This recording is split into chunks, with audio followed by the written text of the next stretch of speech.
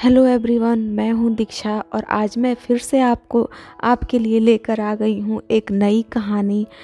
इस कहानी से पहले मैं आपको कुछ लाइनें कहना चाहूँगी। समय न लगाओ तय करने में कि आपको क्या करना है, वरना समय तय कर लेगा कि आपका क्या करना है।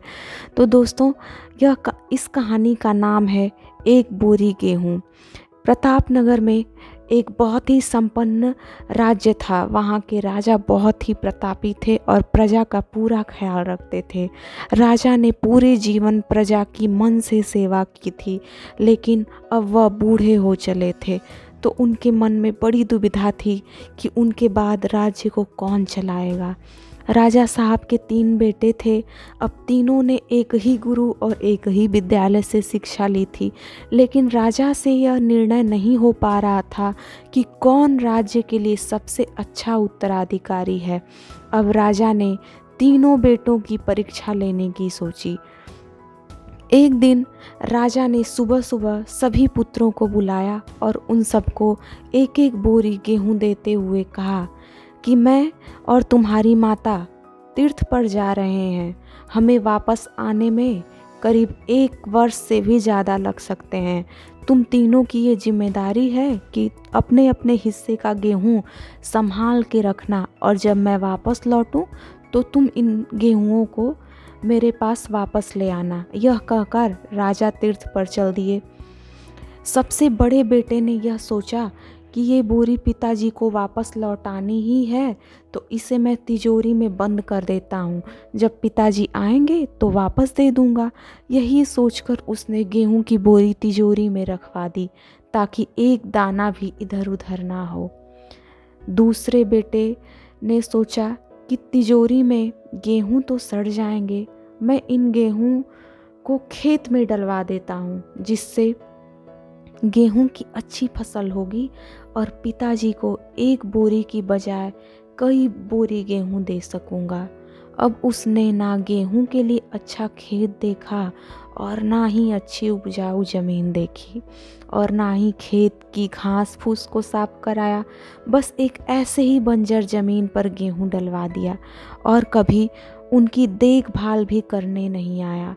उसे लगा कि अब अपने आप फसल आ जाएगी। लेकिन वही उनका राजा का तीसरा बेटा बहुत समझदार था और उसने अपने मित्र के साथ मिलकर एक अच्छा खेत देखा जो बहुत उपजाऊ थी। फिर उसकी मिट्टी बदलवाई, वहाँ घास फूस की सफाई कराई, फिर विधि अनुसार गेहूं के दाने खेत में बो दिए। पूरी लगन और मेहनत से खेत की हिफाजत की, समय पर खाद पानी सब कुछ दिया। साल भर बाद पहली फसल आई।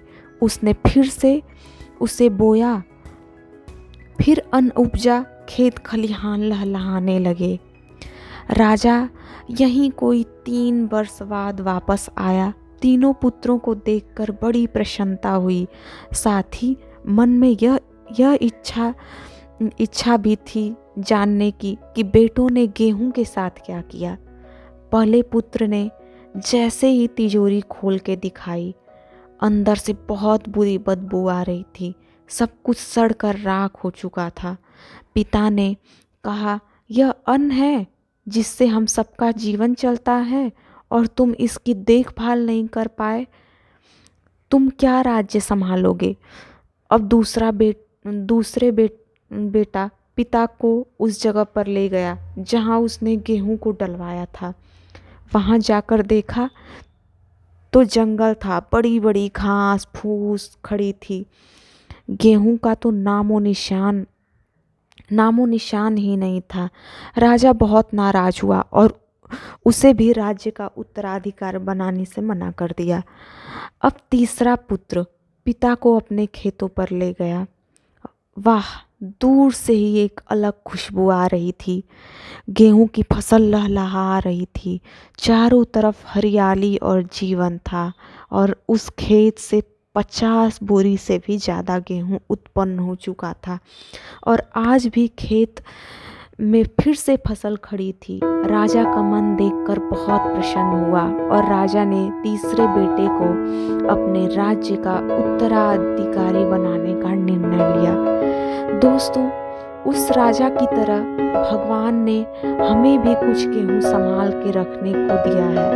वो गेहूँ है हमारा जीवन, जिसे हम बेकार के कामों में नष्ट कर देते हैं। ईश्वर ने जीवन दिया है कि दुनिया का विकास करना, अपने ज्ञान को बढ़ाना और उसे बांटना। लेकिन हम अज्ञानी लोग इस जीवन को सड़ा देते हैं और अंत समय जब ईश्वर पूछता है कि जीवन में क्या किया, तो जवाब होता है शून्य, कुछ नहीं। अपने मन की ज़मीन को साफ करिए, उसमें जो घास फूस है वो हटाइए, मन में जो ईर्ष्या है, गुस्सा है और व्यसनों को हटाइए और अच्छाइयों के बीज बोइए। फिर ईश्वर आपसे बेहद खुश होंगे। दोस्तों,